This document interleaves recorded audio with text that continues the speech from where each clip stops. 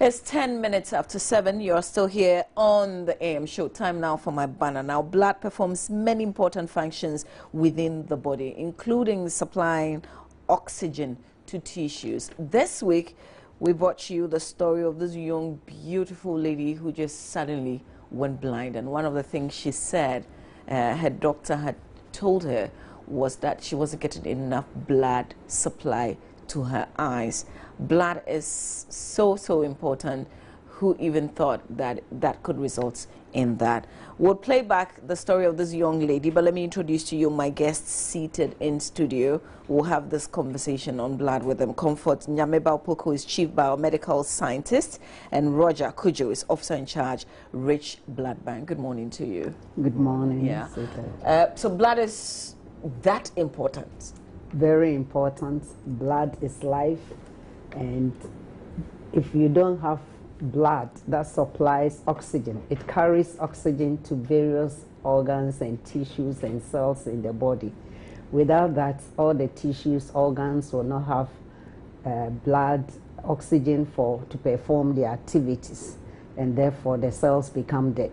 And suddenly somebody can just go blind? Sure.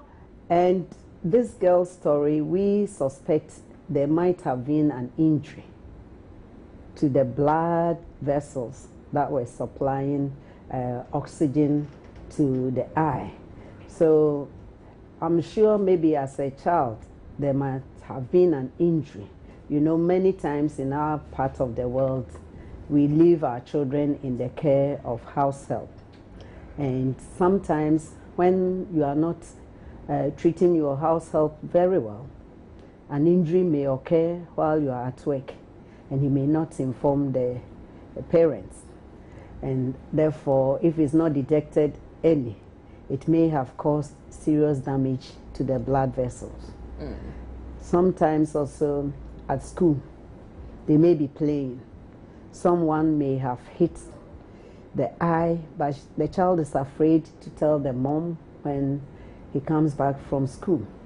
And all these things over the years may compound the child's problem because the blood vessels are damaged somehow and was not handled medically. So over the period, it caused serious damage to the eye because Interesting. There's no oxygen. Sure. Roger, I want us to also talk about, especially because she talks about damage to the tissues. Is there a way that you can check once in a while, go and check if everything is okay with you? Yes, of course. From time to time, you should be able to go, not only when you are sick. From time to time, you should be able to go maybe once or twice in the year to go and check whether everything, all the organs in your body is working well, whether you are seeing properly, because there are people walking, only one eye is working, the other one is not. There are people driving the same way. Your hearing, the functions of the various organs in your body, you should be able to go to, you walk into the hospital, you see a doctor, he will give you a request, and then you go to the laboratory, you can check your liver function, your heart function, your kidney function. So normally, if you do check these things and there are any of whatever the disease that will be coming to you in the shortest possible time, we will be able to see them and then advise you on them.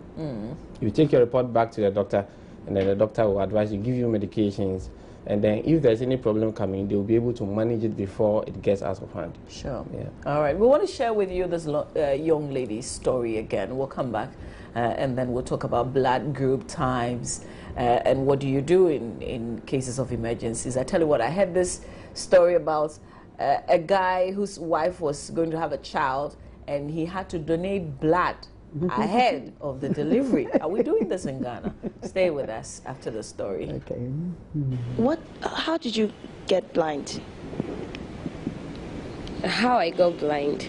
I was having issue with the eye before. For 7 years I was wearing the spectacles, which without the spectacles I could see around and it was still moving on, but I was using it just to protect the eye. And then one fateful Thursday after closing from work, I realized I was having headache and then upset in my tummy. I didn't know what to do because previously I checked my hemoglobin level. It was very low, so I was associating it with dizziness, mere dizziness. I told my friends about that and they were all like, maybe you are feeling dizzy, you are tired. We've been stressing ourselves through the vacation, so you need to rest. So I rested on that day. And then in the evening, I realized the whole room was becoming cloudy. I was there alone in the room. The whole room was becoming cloudy.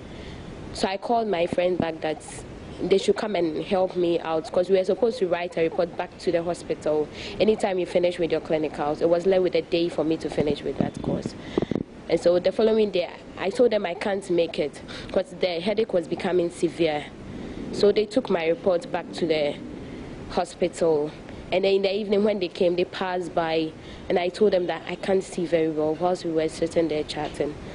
They were confused. They didn't know what to do. As Christians, they prayed for me and then left. So Saturday, when I woke up, I realized I couldn't see anything at all. At that time, what was going through your head? On Saturday, when I realized I couldn't see, I had hope because I was working at the health sector. There are times people go through those conditions and then they regain their sight back. So I have hope of seeing back, and I was associating it with so many things. I never knew it was blindness. So on Monday when I was admitted at the hospital and I realized the kind of drugs that they were giving to me, I've seen those drugs on the ward. I was, oh, I'm gonna be fine. So I think the second day I was seeing something little, so I have high hopes. But the third day, after we were continuing visiting the hospital, I realized there was no improvement. I thought the world has come to an end. I thought there was nothing that I could do with my life because mostly I see blind people on the streets begging for alms. That was how I was seeing blindness. Okay, well, I still can't get over this, but let's talk to Comfort Nyamebo Poko, who's a Chief Biomedical Scientist, and Roger Kujo, Officer in Charge, Rich Blood Bank. We're talking about the importance of blood, the fact that blood does a whole lot of things in our body systems that we can't even begin to imagine. Back to the issue of this also goes back to there might have been some injury, and yes, exactly, dates back to like 7 years ago. So you are saying that, so linking that to the little child who returns from school every day and you don't know what probably has happened in school, what should you do? I mean, how can you examine your child to see if there's something wrong? As parents, we should take keen interest in our children, and every day as they come from school, we were not there. They played with people, they knocked other people also knocked them. So while bathing them, but these days, mothers of our generation leave everything to the house help. While bathing a child, if you touch a child on a part of the body and there's pain, definitely the child will express it, and that will give you a clue. So you begin to inquire more. What happened at school? When we make our children friends, they are able to open up and tell us everything. But the African woman, anytime even the child is so sincere and genuine, Mom, I went to school, somebody knocked me down. Our next reaction is that, why do you allow someone to knock you down? You see? So the children are sometimes scared and they don't open to us, and they are not able to tell us the troubles they go through when we are not there. But when we relate to them very well, when we take charge of our responsibility and not hand it over to house help alone, we are able to detect. I remember one of my godmothers had only a son. When he had gone to work as a nurse, the child was dropped by the house help and had a broken rib. The house help never told the mom. So when the child got ill and was crying unceasingly, eventually the child was taken to the hospital. He couldn't survive. It was too late. So these are some of the things our children go through in our absence. So we need to do more and relate more to our children. These days, our job, we are so consumed in our job that by the time we get home, our children have gone to bed. What happened? The next morning, we are the first to also leave the house.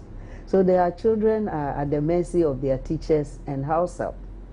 And even some parents, it's only at weekends that they see their children. So all these things distance the children from us, and they can't relate very well.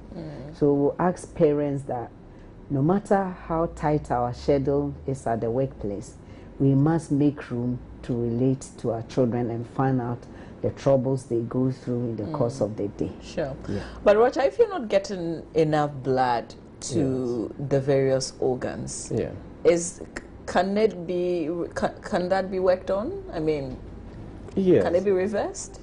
It depends, but the body is such that without blood, none of your organs or your tissues is going to work.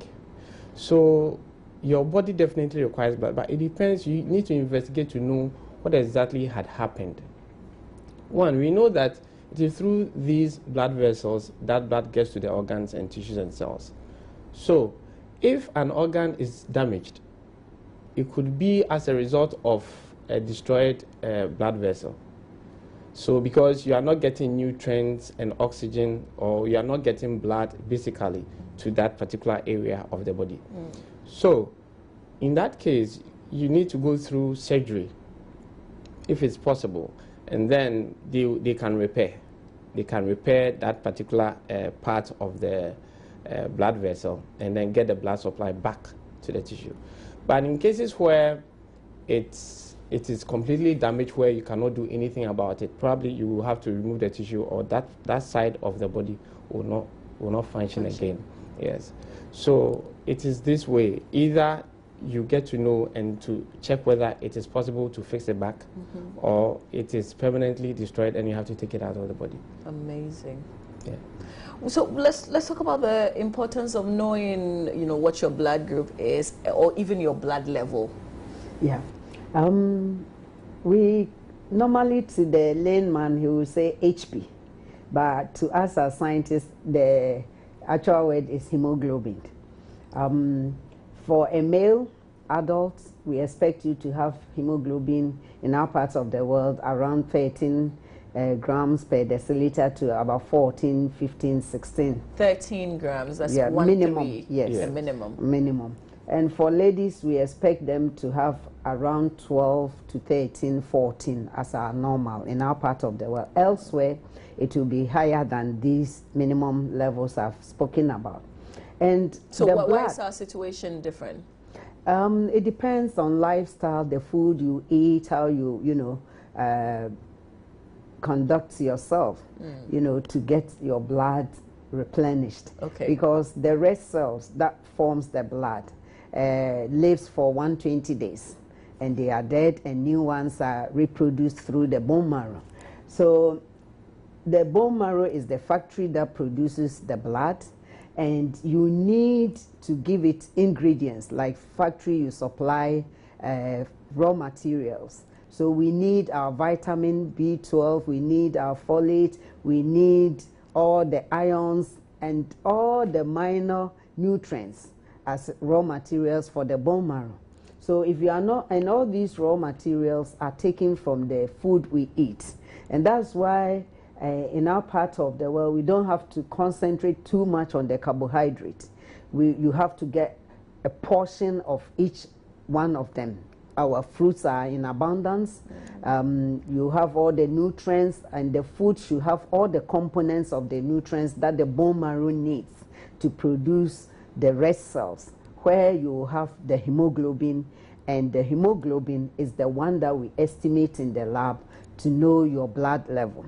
So if you are not eating well, for young girls and ladies, because we are menstruating, every month you are losing blood, and definitely the blood level will go down. So immediately after your menstruation, you need to go on a good diet, including your fruits, not too expensive.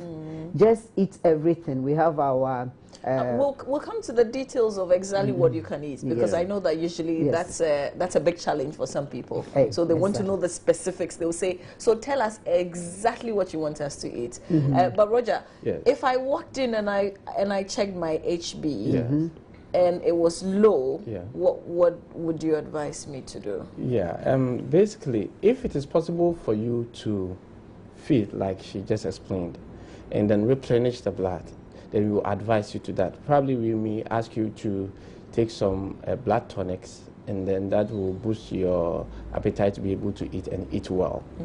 But in cases where, basically when your blood level is low or when your hemoglobin is low, we say you are anemic. So in anemic situations where people are severely anemic, we advise blood transfusion. So where you feel that the situation is such that you cannot let the person go and be feeding to build up the blood, then we will advise that the person should be transfused with blood. Yes. So when you walk in and your hemoglobin level is low, then depending on the situation, then we may advise you to eat well, or we may advise transfusion of blood. In critical cases. Yes, conditions, yes. But even before that, once we do the estimation and see that the hemoglobin is below 7 grams, the medical officer will ask for what we call in our setting blood film comments. All that the medical officer is saying is that there's something wrong. That's why this person is not building up his or her hemoglobin. Do some tests and advise me which of the raw materials are in short supply. That the person is and when not. you say raw materials, what exactly are you referring to? The nutrients, like if it's iron, because iron forms a central core of the hemoglobin that holds the hemoglobin in place. So if iron is in short supply, your hemoglobin will not hold in place. It breaks down easily. So the doctor will want to know the nutrient that is lacking, and by that he's able to select the appropriate blood group, blood tonic for the client. So all these are done in the hospital. So you don't just go and buy any blood tonic. How soon can you get a result like that? Within a day, because of the analysis. To know the exact nutrients that is missing in your body. Yes, the same day, maximum the next day. Okay. Yeah. Okay. So these are the things we do in the lab that informs the prescriber and is able to, prescribe appropriately for the client to build his hemoglobin. But to touch on the lady that went to hospital, pregnant woman, and they say they needed blood. Blood is life. And as a woman takes seed, he's now eating for 2 people, sometimes for 3 people, and even sometimes for 4. It means this woman, we need to, advise her to take in very nutritious food to be able to build, get enough blood for the developing child and herself. Because the baby, by natural process, will not think of the mom whether you have eaten or not. It's connected by the placenta and will absorb any nutrients that you have in the body as far as the mom is concerned for her or his growth. So he has no respect for the mom. So if a mom is not eating well during pregnancy, that's where we have issues and problems. And that will even affect the unborn child. So sometimes even children are born and you can see that severely anemic because the mom was not taking good care of herself. And why would we ask a mother to donate ahead of time towards delivery? The father actually did. The reason is that we are not getting enough blood. In Accra, we have a population of a little over 4 million. And by the national blood transfusion standards all over the world, you need to get 1% of your population blood to be able to have enough for everybody in the community. So we need over 40,000 units of blood every year, a little over that. But as at last year, we could, National Blood Transfusion, putting everything together in Greater Accra, they could only generate 33,000. It means there's a deficit of 7,000 units of blood. So the system that we want to operate as a country and as a nation is that we need voluntary donors, people who just walk into any of our hospitals and say, I want to donate 1 pint of blood to save a life. But we are not getting this. So what do? The system we have put in place as against the voluntary is the replacement. When we give you blood, you also have to give us back that blood to be able to sustain the system. So that person is donating not necessarily because the wife would take that particular blood. Exactly. Okay. But in case she needs it, then we'll give that one. Okay. So Roger is in charge of the Rich Blood Bank. Yes. If my spouse needed and I donated, Yes. but you didn't, you thought he would need it. Yes. But you realize after all that he wouldn't. I mean, are you giving me my blood back? Well, not giving your blood back per se. What happens is that we have 8 blood groups. We have A, B, O, and AB. We have A positive, A negative, B positive, B negative, O positive, O negative, AB positive, and AB negative, making 8. So when your wife comes to deliver, and they request that the patient needs blood, you are asked to come and donate. After donating, maybe your wife's blood group is O, and you are A. So when you donate, we are not going to give that A to the O patient. So if after the whole procedure, after whether surgery or delivery, if the patient does not use the blood, we don't give you your blood back. But eventually, we store that blood to be given to somebody who will need it in future. Now, when that blood is stored, it has a lifespan. When you collect blood from people, the maximum you can store that blood is 30 days, 35 days. Okay, so that's a little over a month, or let's just say a month. Yes, a month. So probably you needed the blood in this month, you donated, and then you left it because your patient didn't use it. When you go after a month, if that blood is not used for somebody, eventually it will expire. So when you come and you donate blood for a specific procedure, maybe a surgery, or it was for something, and it wasn't used, we don't give that blood back. Okay. Yes. But is there a way to register and say, okay, Mama, we donated at this point, so next time when she needs blood, we will not say, go and bring somebody to donate? It's documented, everything, especially for the antenatal ladies, women. We have made a system to get blood for them, and therefore they have their antenatal cards. So every pregnant woman by 7 months of pregnancy, we expect your husband to come and donate towards your delivery. And when that so is that's done, what you do in the public hospitals? Yes, all the hospitals. That's what should be. Because I haven't experienced that in the private. Yes. Yeah, they will go behind the scenes and come and collect from us and give to you. And in addition to what she's saying, what we want to encourage is that if your wife is pregnant, apparently you'll be able to donate 3 times in a year. So if your wife is pregnant, we don't expect that you wait until when she's just about to deliver that you come and donate. You can come and donate voluntarily, as she initially explained. So when you donate voluntarily, you'll be given a card. So maybe my wife gets pregnant at January, and then I am expecting that by November, December, she will deliver. I can donate maybe 2 or 3 times before her delivery. Because sometimes they will come, and if they bleed during delivery, they may take more than 1 or 2. So in such a situation, when you come and you already have a voluntary card, that card covers you for as long as you live. And it covers not only you, your spouse, your children, and probably other relatives, depending on the number of times you have donated. So we will encourage people to come and donate voluntarily. Now, when she earlier mentioned something about replacement donation, because we give you blood and we want you to come and replace it. Now, when it comes that way, you are donating blood for the one that we have already given. So when you come and donate and it wasn't given, it was somebody's name that you donate for, we don't transfer. So even I donated the blood for my wife.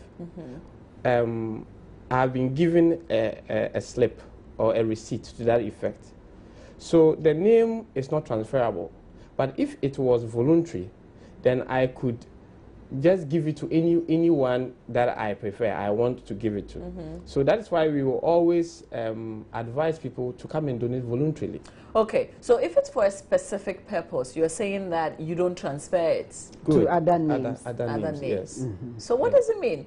It means that anytime that person needs that blood, it can be given back to that person, that particular person back. Because if we allow it to be transferred, there will be a lot of, Okay, but you are saying that after 35 days, the blood expires. In that case, what, you would cancel? You would say, okay, what you donated for this specific purpose is expired. That's it. After 35 That's how it days. ends. Yes. But the documentation tells us that you owe we owe you blood. 1 unit of blood. So at any point in time you are in another crisis, we can go back to our books and then give you that blood. Okay. So, when you carry out exercises, which you do often, and even encourage organizations to also organize for blood donations, when you get more blood, how often do you not use them? We don't have enough, that is to tell you. And every blood that is donated goes through a screening protocol. We have to test for HIV, we have to test for all the transmissible diseases, like syphilis, like hepatitis B, HIV. So all these tests are done, and many a time a pint of blood may be disqualified by any of these tests. So if an organization gives us 100 pints of blood, at the end of the day after the screening, we may get about 85 that is good for use. But on the quiet, we will just throw away, discard the 15 through our protocol ways of discarding it. Sure. But only 85 will be used. Okay, so my question is, do you always use that 85 or whatever number? We don't even have enough. And I'll tell you, I have worked in the hospital for more than 26 years on the bench. And when a woman gets to labor and is in crisis of postpartum hemorrhage, sometimes we are able to save and give as much as 8 pints to 9 pints of blood to save that individual life. But that woman only donated only 1 unit. So you can imagine the 7 pints, where is it coming from? It's from others who donated and didn't use, and it's also from voluntary donation. So the blood bank is a bank that should always have enough blood for every Ghanaian. And that's why we encourage, and we even don't encourage people to pose as contractors and use that as a trade to come and give blood to the hospital. We abhor that. So all we want is that we need blood to save many lives. Critical conditions like anemia, accident, surgery, maternal hemorrhage after delivery, before delivery. So all this in sickle cell is with us in this country. Children, pediatric children are there. They consume majority of their blood, and maternal issues. So all we need is people should understand and partner us to save many more lives, because blood is life and we need them in large quantities, and we will never know how many units until there's an issue. And all we need is that we should always have screened blood ready at our banks in all the hospitals, so that anybody who needs blood will be given. And we don't want any Ghanaian to die because there was no blood available. But how often does that happen? It will happen because if people don't have, we don't have, our stocks level are not there. So do you record that sometimes? Yes, sure. Yes. In many of our hospitals. In addition to what she said, You know, people come and donate, like you are supposed to replace the blood, and you have come to donate, and we give you a receipt that you have donated blood, so we need to give you a safe blood. But we are not sure of the blood that you have donated. By our criteria, you might have passed, and we bleed you. You have donated. So when you go through the screening procedure, and that blood is not good, we will remove that blood from our stock and then destroy it. But we have given you a receipt that shows that we should give you a safe blood. So that shortfall, where do we get it? Where do we get those shortfalls to replace the ones that you have? So maybe in a month, 200 people come to donate to replace blood. Out of that, maybe 30 is not good. We have thrown them away. These people will come back with their receipts that we should give them blood because they have donated. They will show you. So where do you get these ones to replace? That is why we are always encouraging for the voluntary donation, so that when people donate voluntarily, then we will be able to get enough, whether the person has donated or not. When the person is in crisis, we will always have enough blood to be able to save their lives. Yeah. Okay. So, Auntie Comfort, this young lady, I mean, if the situation has to do with the blood not getting to the eye area and is detected either after 7 years or whatever, can she be saved? Sure, I'm sure what I would say is that she should go and see an eye specialist in any of our big hospitals like Rage, like Kolebu, and I'm sure they will take her through series of investigation and identify what, is the actual cause. And once in the hospital, once the problem is identified, then there's a solution for it.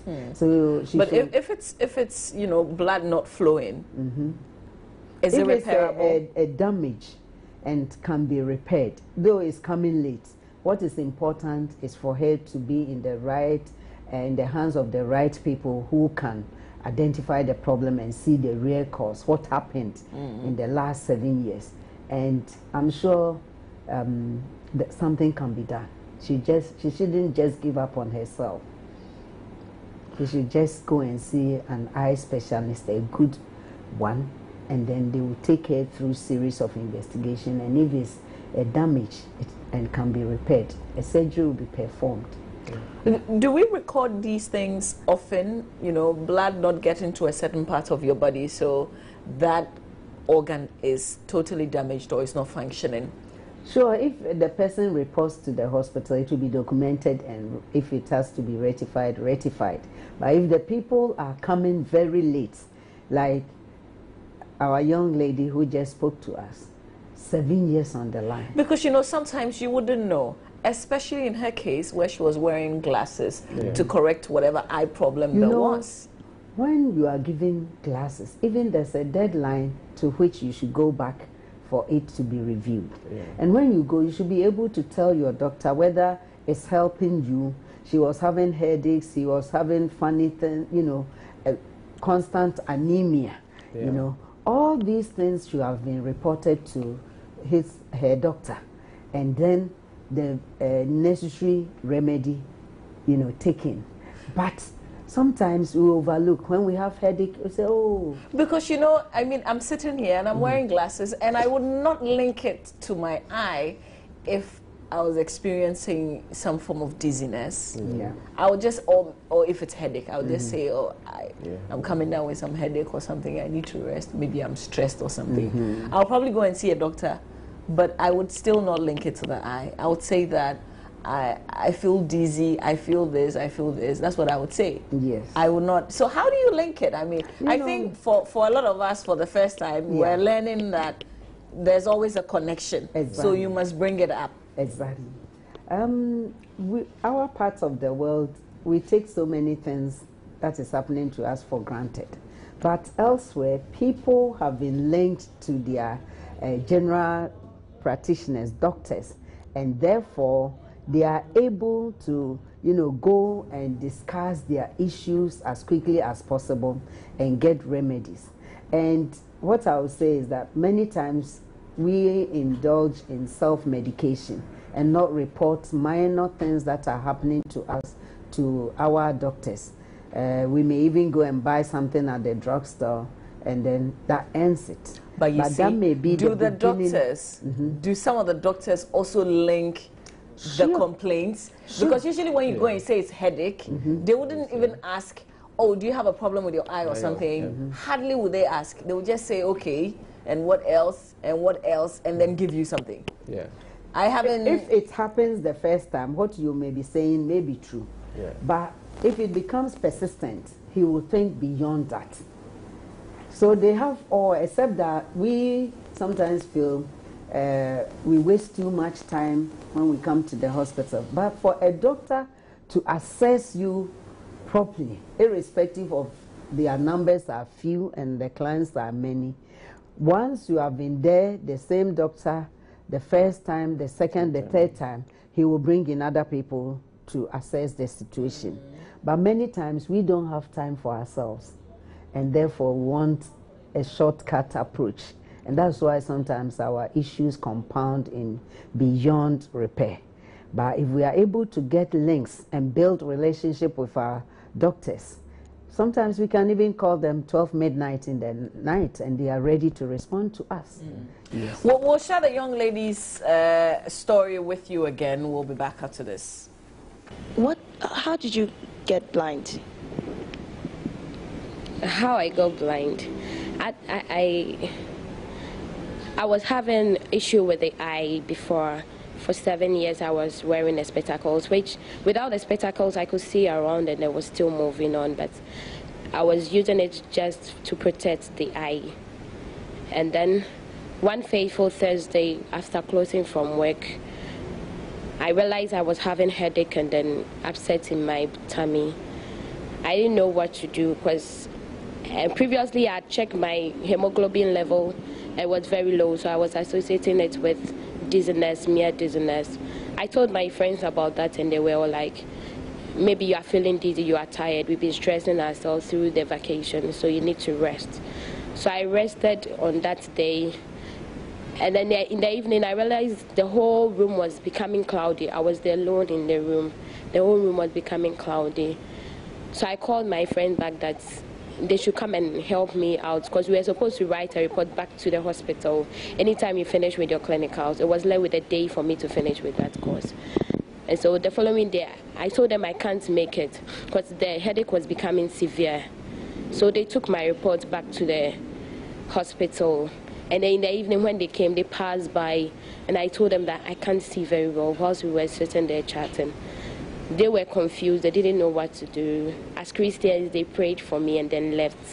So Saturday, when I woke up, I realized I couldn't see anything at all. At that time, what was going through your head? On Saturday, when I realized I couldn't see, I had hope because I was working at the health sector. There are times people go through those conditions and then they regain their sight back. So I have hope of seeing back, and I was associating it with so many things. I never knew it was blindness. So on Monday when I was admitted at the hospital and I realized the kind of drug that they were giving to me, I've seen those drugs on the ward, I was, oh, I'm gonna be fine. So I think the second day I was seeing something little, so I have high hopes. But the third day, after we were continuing visiting the hospital, I realized there was no improvement. I thought the world has come to an end. I thought there was nothing that I could do with my life because mostly I see blind people on the streets begging for alms. That was how I was seeing blindness. Now we want to talk about what you should know about your own blood. So, Roger, what should I know? I mean, I know I'm O positive. Yes. Is that enough? Yeah. It's enough to get to know that you are O positive, A positive, or whatever blood type that you have. But in addition to that, generally, there are certain types of diets that will help you if you belong to a specific blood type. Okay. Now, just for brief reading, let me just state this one. For the O type of blood, you are told that protein diets are good for you. Apart from that, they will talk about if it's protein diets, lean meat, poultry, fish, and vegetables are good for you if you are O positive. When it comes to the type A, then you have to mostly depend on meat-free diets. Meat-free diet. Yes, meat-free diet, especially fruits and vegetables when you are the type A.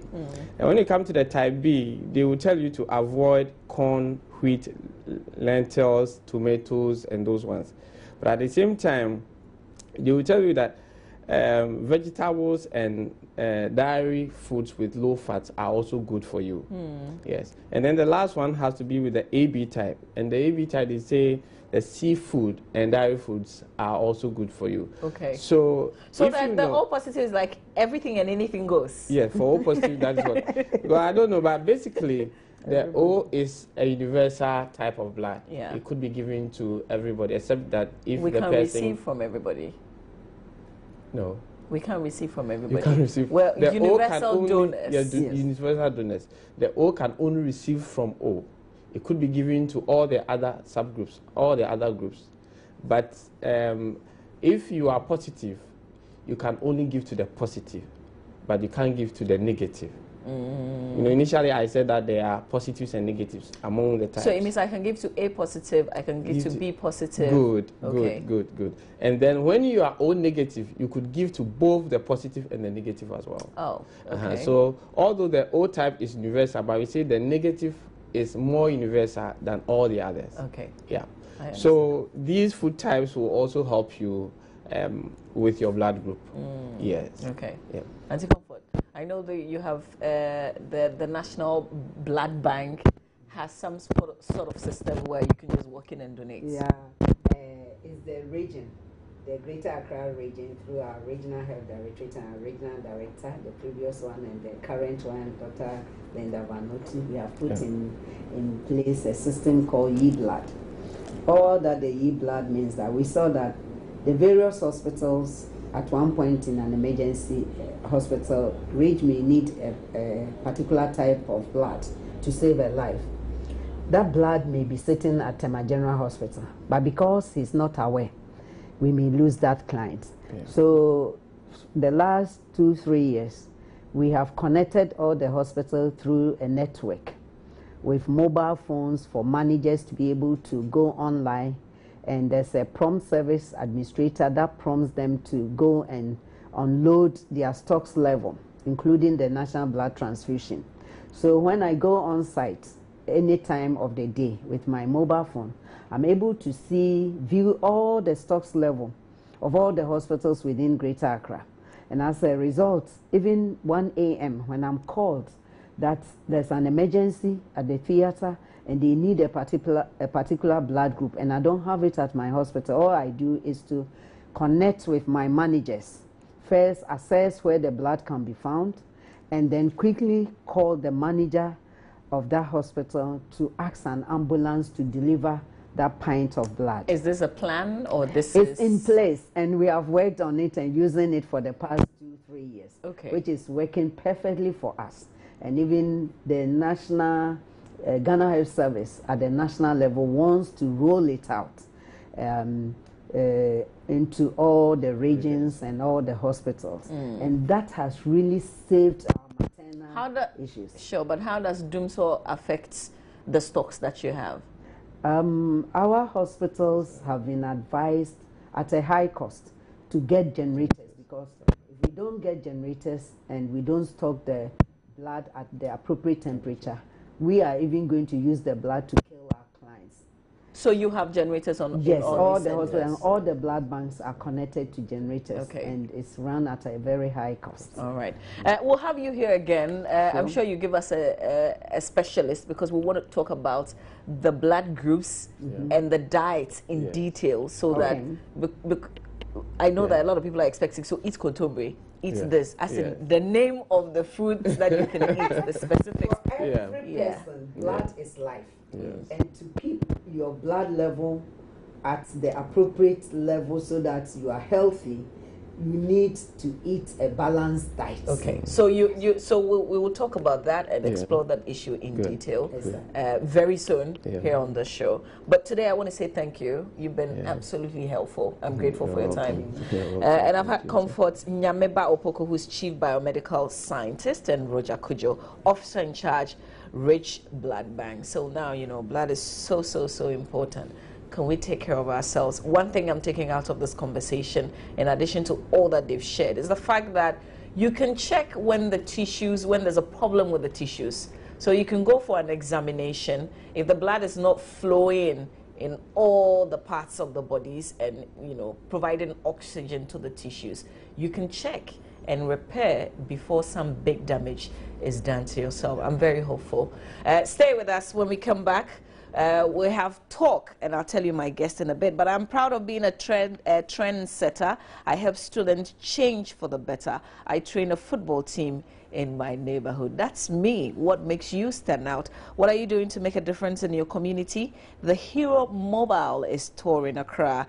DW and Joy News are looking for local heroes. Guess what? Just like you. Catch the Hero Mobile crew as we come to your neighborhood. We'll be in Medina #1 School Park on the 16th. That's just this weekend. Nima Market, Chapter O Junction on the 17th. Teshi Tree Methodist Park on the 23rd. Labadi Lasalam Park on the 24th, all in the month of October. Come and share your story and let us celebrate you. The Hero Mobile is brought to you by Joy News and DW Global Insights for local heroes. Catch the local hero in Medina on the 16th of October. So coming up on Talk, my guest, Emmanuel Chematini Jacko, who is the MP for Ayawaso West Wagon, and Abraham Amaliba, who is a private legal practitioner, also a member of the NDC. Stay right here. We've also got entertainment before we wrap up. And of course, your comments are always welcome. Just log on to our Facebook page, facebook.com/Joy News on TV, and comment on the issues we shared with everybody else.